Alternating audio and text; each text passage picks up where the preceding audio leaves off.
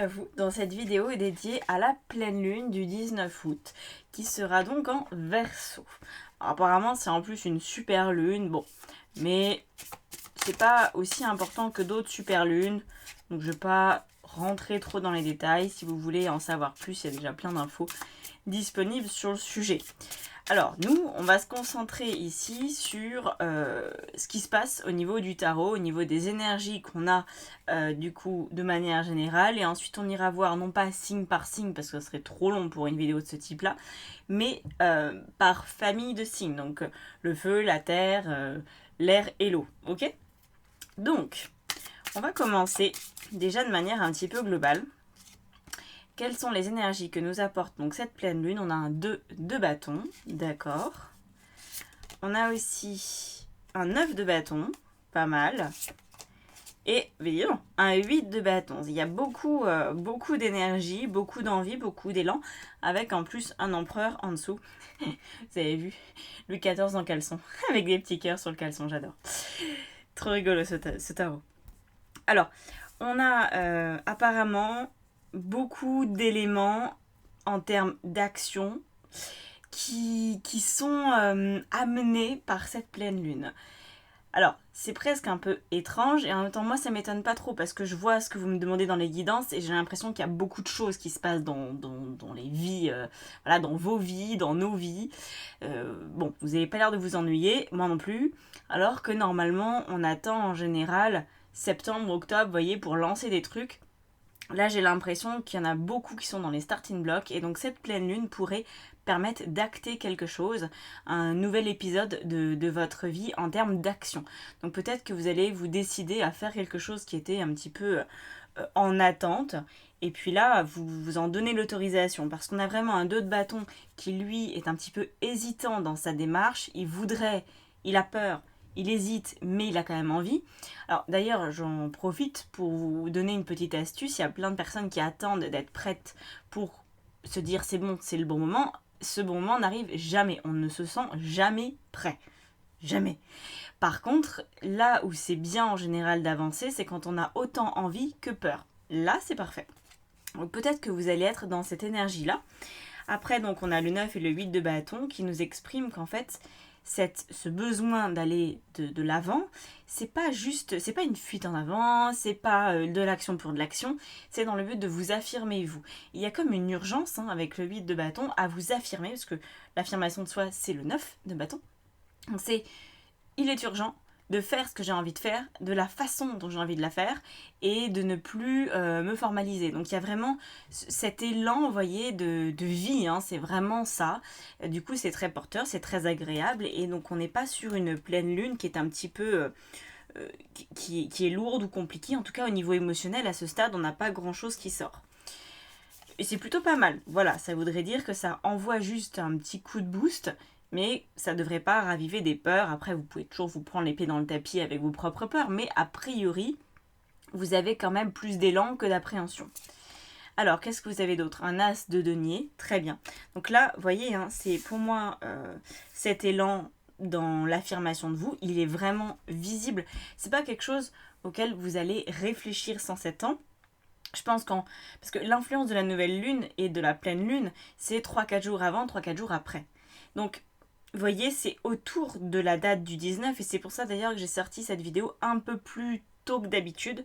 En général, je la sors 2 jours avant la vidéo et là, je la sors le 14 parce que j'ai senti que c'était important, sans forcément savoir pourquoi, mais là je commence à comprendre. Parce que si vous avez vraiment des choses à faire et qu'en plus c'est visible, faut pas flémarder, vous voyez. C'est pas le moment de réfléchir de trop, il y a un moment où faut décider d'y aller. Donc ça peut évidemment avoir un impact au niveau professionnel, au niveau matériel avec l'as de bâton, c'est votre lieu de vie, aménagement du lieu de vie, aménagement de votre temps professionnel, nouveautés professionnelles, nouvelle façon d'investir, de gérer votre patrimoine, etc., etc. C'est vraiment lié à ça dans des aspects plus ou moins majeurs. Certains ont peut-être acheté une maison, d'autres changent le papier peint dans le couloir des toilettes. C'est pas grave, vous voyez, il n'y a pas de notion de quelque chose qui est bien ou pas, c'est juste qu'il y a un besoin, vous avez un besoin d'affirmer votre personnalité en choisissant la bonne couleur de papier peint ou en investissant dans une maison qui vous correspond ou en allant dans un environnement professionnel qui a plus de résonance avec vous. Voilà. Ou alors, peut-être que vous ne changez absolument pas de métier, mais que c'est simplement vous préparez à votre rentrée, vous préparez la déco qui va bien, l'ambiance qui va bien pour passer une bonne année à partir du mois de septembre. Vous voyez ? Donc ça, c'est des choses qui sont très visibles, très matérielles, très concrètes, pour lesquelles, à ce stade, on a zéro réflexion. Alors, qu'est-ce qu'on a d'autre ? On a un 5 d'épée, d'accord ? Alors, la seule chose qui peut-être être un petit peu complexe pour vous, je vous en ai un petit peu parlé déjà, c'est des appréhensions, des peurs, des conflits mentaux avec lesquels vous pouvez non pas vous perdre, parce qu'on est quand même sur un 5 d'épée, c'est pas très grave un 5 d'épée, mais vous pourriez avoir de la confusion. Je pense que c'est plus ça. Doute, confusion, est-ce que je fais bien ? Est-ce que c'est vraiment le bon moment ? De toute façon, quand on se pose la question, est-ce que c'est vraiment le bon moment ? C'est une question qu'on ne devrait jamais se poser. Parce qu'on est incapable de répondre à cette question et quand on essaye de savoir ça, c'est notre mental qui prend le relais et qui nous raconte tout ce qu'il a envie de nous raconter. Donc en général, ah bah non, c'est pas le bon moment. Voilà. Et aussi pourquoi est-ce que ce serait maintenant ? Toutes les questions qui commencent par pourquoi, évitez de vous les poser aussi. Je vous donne cette astuce parce que en fait le cerveau n'est pas fait pour utiliser l'intuition en répondant à la question pourquoi. Par contre, qu'est-ce qui fait que, si certains sont formés en hypnose, vous savez de quoi je parle. Moi je fais de l'hypnose aussi depuis des années, et c'est vrai que c'est quelque chose d'assez basique dans le questionnement d'un individu. Donc quand on se questionne soi-même, évidemment c'est très important, de valider qu'on est en phase avec soi, voyez, et donc on se pose les bonnes questions pour faire appel à son intuition et non pas à son mental, parce que sinon c'est une perte de temps importante. Alors, on va rajouter du coup maintenant des cartes pour chacun des signes. Donc gardez en mémoire que ces cartes-là nous parlent des énergies globales. On est un peu tous logés à la même enseigne.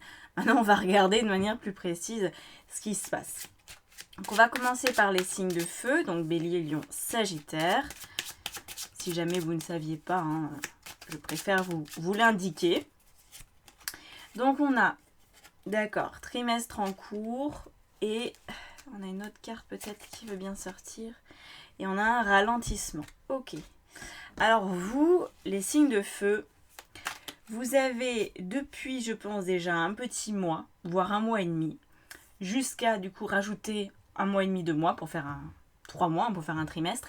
Vous êtes dans une énergie qui vous pousse à ralentir. Alors, ça ne veut pas dire qu'il ne se passe rien dans votre existence. Simplement, il ne faut pas aller plus vite que la musique. Voilà. Vous êtes un petit peu freiné dans votre feu intérieur, peut-être, que vous avez envie de certaines choses, puis ça prend plus de temps que prévu, vous voyez ? 3 de coupe. Ah, d'accord, ok. Alors, le 3 de coupe, il nous dit qu'en fait, avec le magicien en plus, et on a toutes les cartes au même endroit. Et on a le 8 de denier. Donc, apparemment, la vie voudrait que vous profitiez un peu plus. Donc, quand là, je vous disais que ça pouvait être intéressant de mettre en place des actions qui vous permettent de vous affirmer concrètement, matériellement. Peut-être qu'il y a des choses qui vous font plaisir en termes de loisirs, par exemple, que vous ne faites pas. Là, on vous dit, mais pourquoi ? Pourquoi pas, par exemple, avec le 3 de coupe, inviter des amis à manger ? Ça, c'est une action concrète qui est en lien avec votre façon de vivre, avec l'aspect matériel de votre existence. Parce que dans le matériel, on a aussi la nourriture et tous les plaisirs de la vie comme ça. C'est tangible, vous voyez, c'est pas une réflexion. C'est quelque chose de visuel, un bon plat, voilà. Et en fait, c'est comme si on avait ce 8 de denier qui vous représente peut-être plus tel que vous êtes, une espèce d'excès de sérieux, où vous avez quand même pas envie de trop vous laisser distraire. Et là, en fait, les choses se ralentissent, non pas pour vous dire qu'il y a un problème quelque part, mais plutôt pour vous permettre de décrocher peut-être un petit peu plus, d'apprendre à vous détendre, de faire les choses, certes, dans l'ordre et au bon moment, mais peut-être pas trop vite. Le magicien, c'est quand même une énergie qui apporte beaucoup de légèreté. C'est une très jolie carte, au-delà d'être un arcane majeur. Il y a vraiment l'idée de voir la vie comme un champ des possibles, un petit peu comme un enfant qui découvre le monde pour la première fois. Donc vous avez double carte de bonheur assez savoureux, assez peut-être pas innocent non plus, mais il y a une candeur quand même, hein, on va pas se mentir. Le magicien et le 3 de coupe, il y a besoin de candeur, il y a besoin de détente, il y a besoin de ne pas trop se préoccuper. Euh, Parce que de l'autre côté, effectivement, il y a des choses qui sont sérieuses, importantes. Et là, on vous dit, oui, il y a certainement du travail, il y a certainement des choses qui vous attendent, il y a certainement euh, du, du- oui, des actions, on va dire, obligatoires, des efforts à faire dans certains domaines. Mais c'est pas parce que vous avez des projets, des obligations, qu'il faut avoir non plus trop la tête dans le guidon, vous voyez.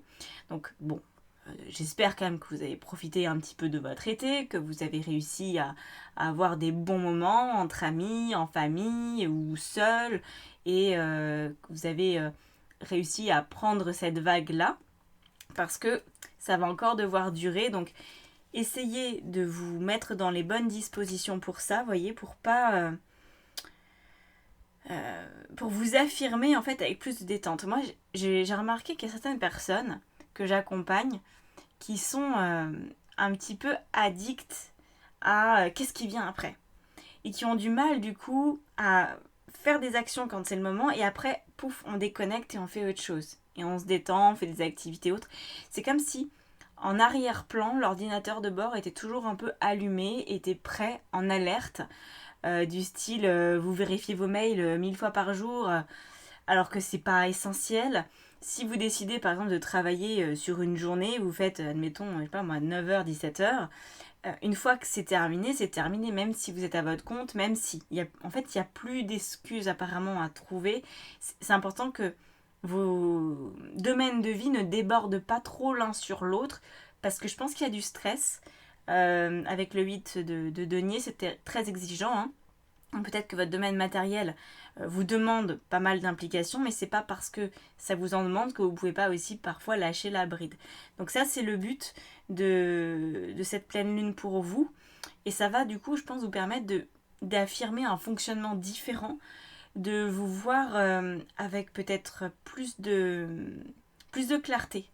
Parce que si vous êtes toujours à fond, peut-être que vous pourriez un petit peu perdre de vue votre personnalité. Je sais pas si vous sentez ce que je veux dire, mais voilà, c'est ce qui me vient. Alors, pour du coup les signes de terre, donc taureau, vierge et capricorne, qu'est-ce qu'on a? On a le bonheur total, et bah, c'est bien ça. Et on a la rupture. Ah, bah oui.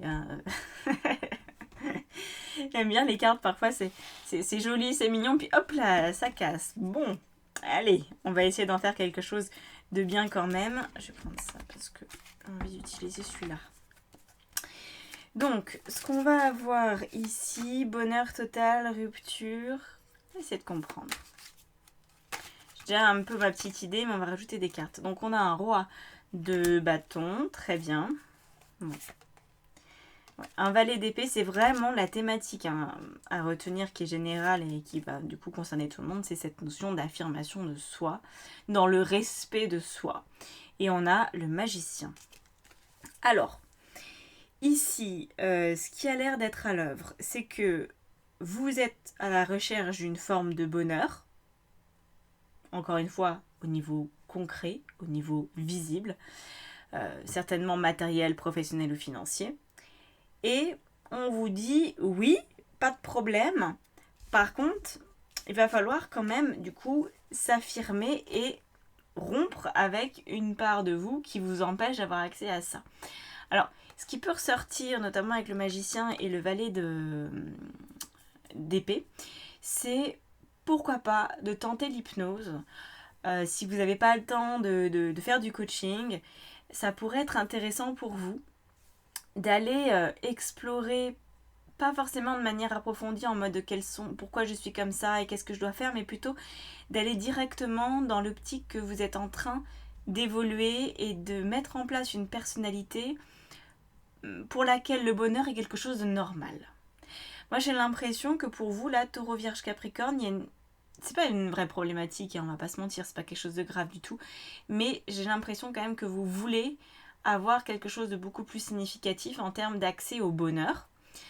Vous voulez peut-être plus le ressentir dans vos cellules, vous voulez avoir plus de moments dans votre journée où vous êtes comme dans cette ambiance de je vais bien, les choses sont agréables, j'avance, même s'il y a de l'inconfort, il peut y avoir voilà, vraiment un élan de bien-être.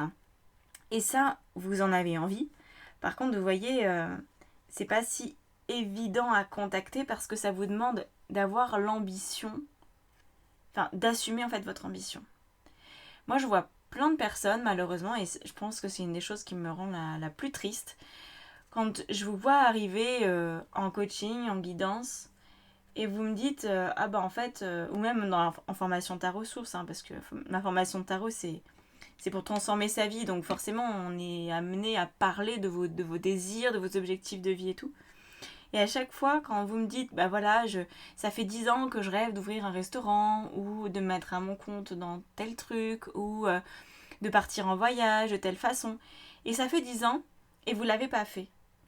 Et quand on regarde, quand on analyse votre personnalité, quand on regarde votre fonctionnement et quand on regarde les énergies en présence au niveau annuel, au niveau de votre évolution solaire, au niveau astral, etc., qu'est-ce qu'on trouve? On trouve ce que vous dites. On trouve par exemple l'ouverture de ce restaurant, on trouve ce voyage. C'est là. Et pourtant, vous ne l'avez pas forcément fait, ou vous hésitez encore, ou vous mettez du temps. Et ça, en fait, moi, ça me rend triste parce que je vois les âmes passer à côté de leur bonheur. Et effectivement, on pourrait croire, parce que c'est rassurant, on pourrait se dire, il y a bien un moment où ça sera possible. Je pense très sincèrement qu'il y a un jour où c'est trop tard. Il y a un jour où l'objectif il disparaît, alors il y en a un autre, de nouveau, qui n'est pas forcément moins bien que celui d'avant, mais le problème, c'est cette sensation d'inachevé. Si par exemple, ça fait 10 ans que vous voulez ouvrir votre restaurant, si c'est arrivé il y a 10 ans, c'était peut-être dans un contexte économique il y a 10 ans qui était bon. Peut-être que vous auriez eu des opportunités qui aujourd'hui sont impossibles à avoir. Vous voyez, en fait, c'est ça la problématique, c'est qu'il n'y a pas que vous, il y a le monde autour de vous. Et, et ça, c'est quand même quelque chose d'important que quand on a une idée et quand on sent que ça va vers l'affirmation de soi, c'est important de ne pas attendre une décennie parce qu'une décennie c'est un cycle, voilà, un 10 ans c'est la roue de fortune, c'est un cycle karmique, etc. On a aussi 13 ans et 18 ans qui sont assez fortes et 22 ans aussi. Mais plus on attend en fait, plus on va avoir du mal à passer, à mettre en œuvre ce projet, cette idée. Et après, il faudra accepter de ne pas l'avoir fait, donc il faudra bosser sur les regrets que ça a pu engendrer, la frustration, etc. Et puis accepter qu'il y ait un autre projet qui arrive, mais qui a peut-être pas trop de rapport avec celui d'avant. Parce que voilà, il y a des phases de vie, hein, on ne vit pas la même chose à 20 ans que quand on a 50 ou 60 ans, c'est pas du tout pareil. Il y a des moments c'est pour se former, il y a des moments où c'est pour expérimenter, il y a des moments où c'est pour donner en héritage. Il y a vraiment, la vie d'un humain, elle est quand même, déjà elle est courte, et en plus, elle est quand même assez rythmée par notre corps, par nos capacités physiques, etc. Donc il y a des choses qui sont possibles qui un jour ne le sont plus. Et ça, quand on s'en rend compte, eh ben c'est délicat à accepter, ça crée aussi pas mal de tristesse.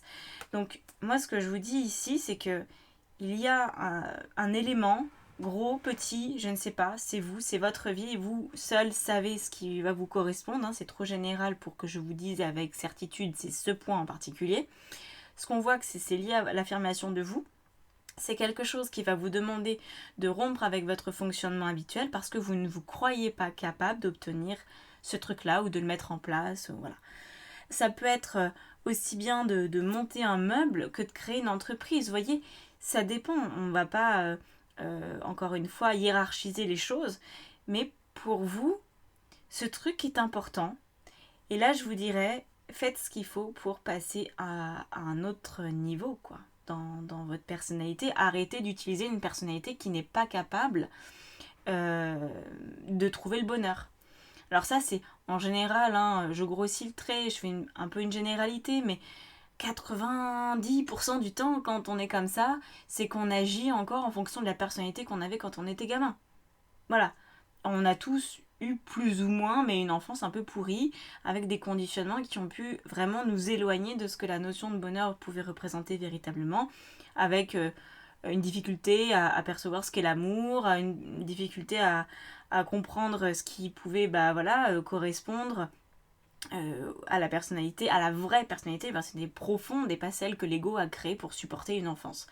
Et là, évidemment, le premier bouquin qui me vient en tête, si vous voulez potasser ce sujet, mais bon, il faudra le lire vite, parce que les énergies de la pleine lune, elles sont pas très extensibles, mais bon, c'est Rompre avec soi-même, de Joe Dispenza, qui est un très bon bouquin, pour justement comprendre ce fonctionnement-là.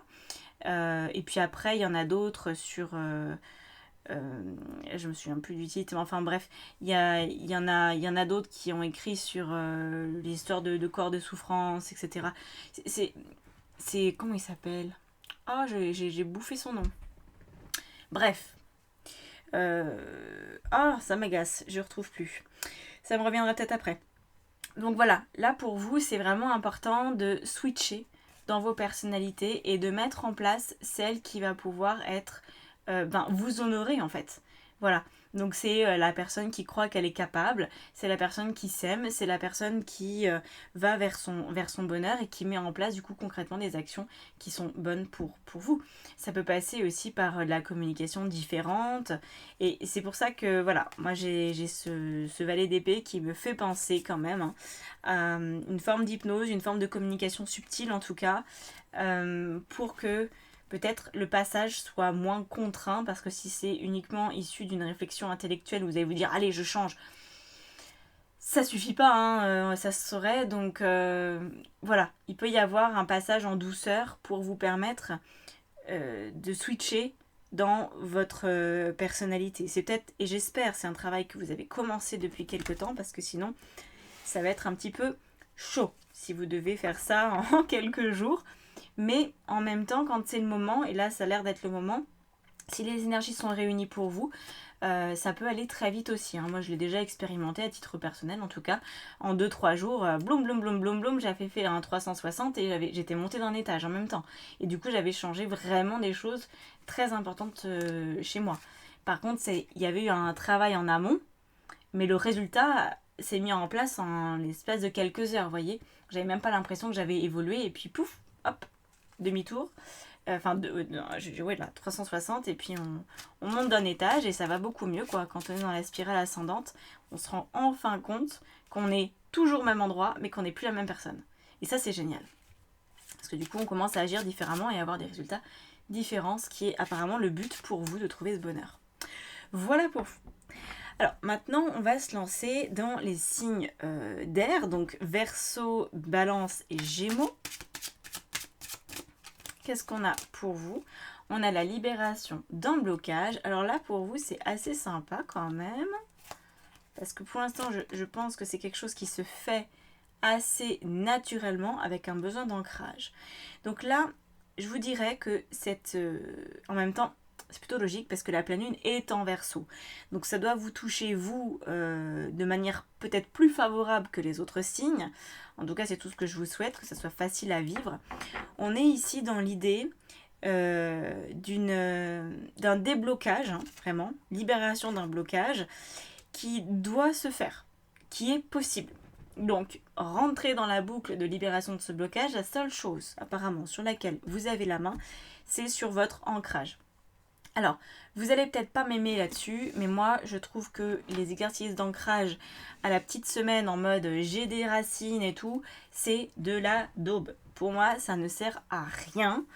C'est fugace, ça marche le temps qu'on le fait, puis après on lâche la tension et ça se rebarre. La meilleure manière de s'incarner, c'est d'apprécier sa vie. La meilleure manière de s'incarner, c'est d'avoir des projets, c'est d'avoir des envies. Alors, il y a plein d'étapes. Parfois, il faut se faire enlever certaines entités qu'on a sur soi, parce qu'il y a des corps énergétiques qui sont trop pollués. Parfois, il faut aller vers une connaissance, une compréhension de soi, et une fois qu'on a les éléments clés, les mettre en application. Donc avoir le courage d'être soi, sans jamais l'avoir vécu en amont. Voilà, si par exemple vous venez me voir et que je vous analyse votre human design, je vous dis bah voilà, votre intuition elle fonctionne comme ci, comme ça, et le domaine d'action dans lequel vous seriez le meilleur ou la meilleure au niveau pro ou autre, bah c'est celui-ci, c'est celui-ci. Parce que c'est pas moi qui l'invente, hein. C'est comme ça. Il y a plein de gens qui sont passés par là avant vous et qui vérifient aussi que ces outils sont vrais et peuvent s'appliquer. Si vous gardez ça dans un coin de votre tête, ça sert à rien. Alors que si vous l'utilisez, ça vous ancre. En fait, plus on utilise son fonctionnement, plus on s'ancre. Donc ça peut être progressif parce qu'effectivement, alors ça m'est jamais arrivé pour l'instant, j'ai jamais eu de clients réfractaires en mode non, ça me correspond pas du tout. En général, c'est toujours ah oui, ça je sais, ah oui, ça c'est moi, ce que tu racontes, ça c'est vraiment moi, il n'y a pas de souci. J'arrive pas à le mettre en place parce que parfois il n'y a pas de confiance en soi, mais ça vous parle. Et en fait, l'étape, c'est justement de dire bah, c'est comme ça que je fonctionne, et donc je vais commencer à vivre en fonction de moi et pas en fonction de quelque chose que je me suis inventé à propos de moi pour faire plaisir, pour rentrer dans un moule, etc., etc. Donc là, c'est la seule chose sur laquelle vous avez la main, vous ancrez.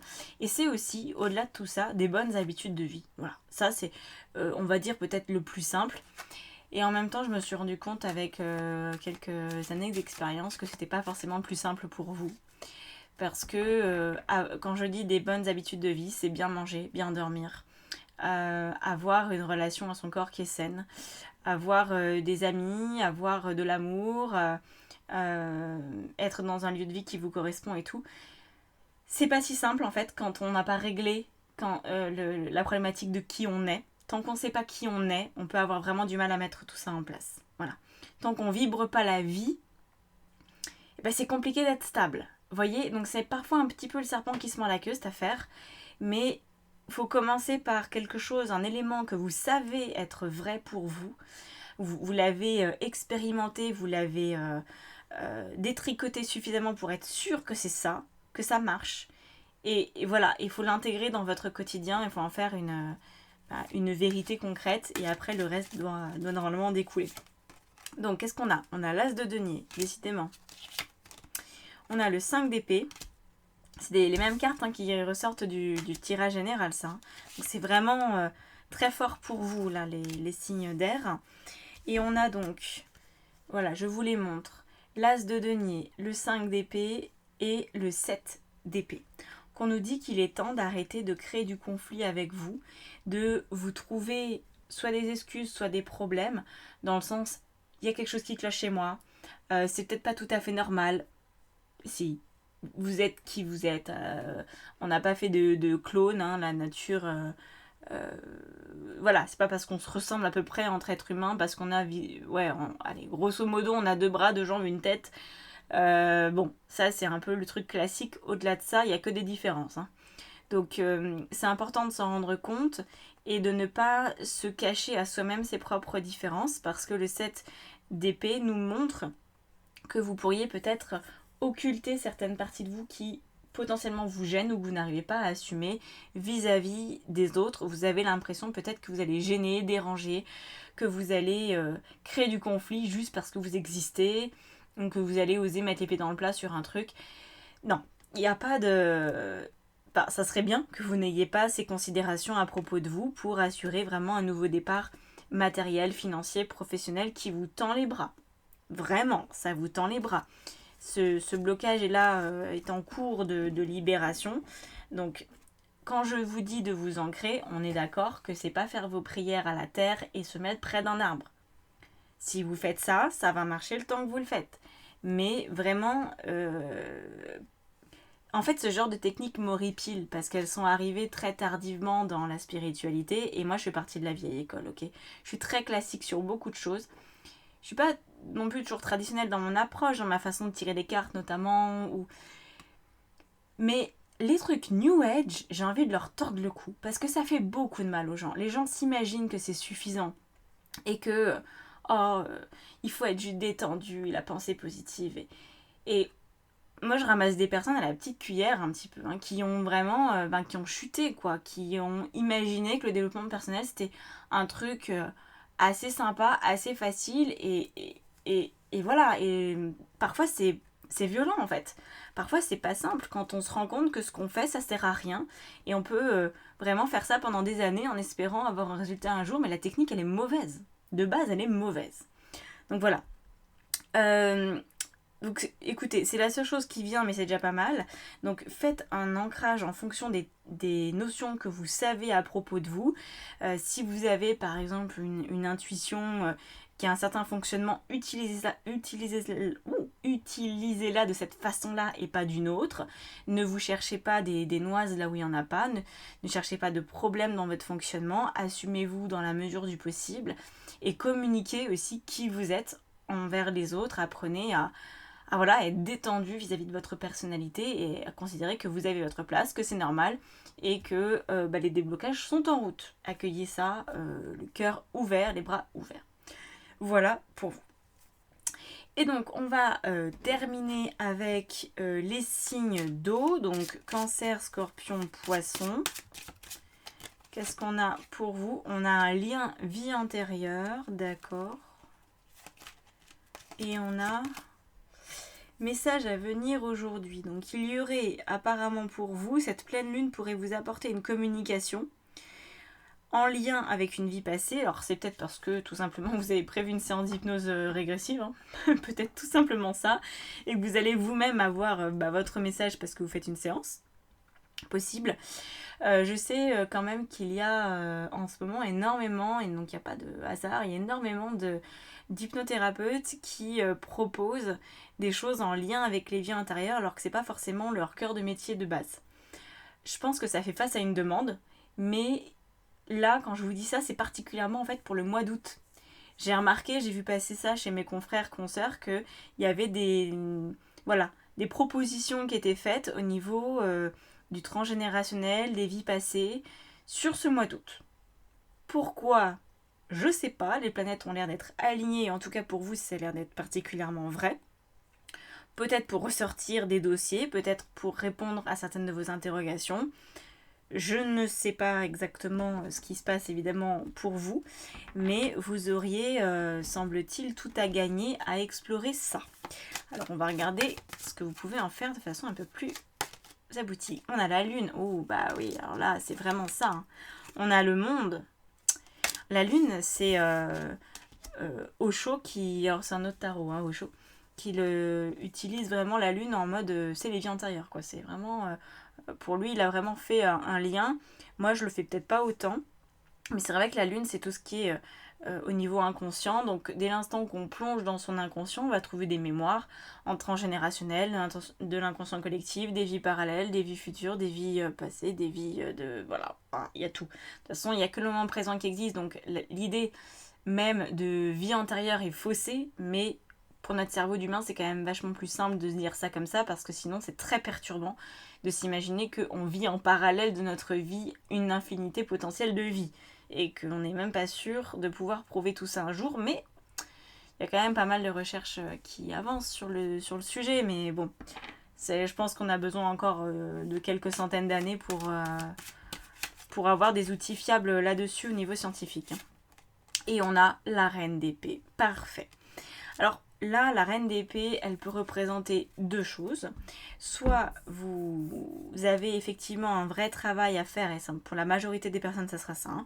Vous avez un travail sur votre passé à faire, et la reine d'épée nous dit qu'il faut faire le deuil d'un certain passé qui peut-être vous empêche aujourd'hui de vous affirmer, parce que c'est quand même la thématique centrale, l'affirmation de soi. Comme j'ai dit hein, dans le tirage général du départ. Dans le but de mener des actions qui vous correspondent, etc. etc. Donc, vous voyez, moi j'ai l'impression que vous avez pas mal de boulot sur la planche et que ça va être important d'aller au bout de cette transformation, de ce nettoyage de vos vies passées potentielles, de vos mémoires en tout cas. Donc voilà, pour vous, écoutez, c'est assez simple quand même dans l'idée. Je ne sais pas si vous allez pouvoir le faire seul. Il vous faut quand même peut-être une technique, un point d'appui. Alors, si vous avez suivi la formation des annales akashiques avec moi, formation que je ne propose plus, soit dit en passant. Donc, vous savez remonter dans vos mémoires, dans vos annales akashiques. Si vous êtes adepte de l'auto-hypnose, vous pouvez certainement vous en dépatouiller un peu. Ouais. Moi, je pense que ça passe par l'exploration de l'inconscient. Donc, ça peut aussi être, pourquoi pas, par une forme d'art. Je pense au journal créatif qui explore ça assez bien. Ouais. Mais j'ai l'impression qu'il y a quand même besoin que ce soit encadré, vous voyez, parce qu'avec le monde, je pense que c'est gros quand même ce que vous allez vouloir traiter.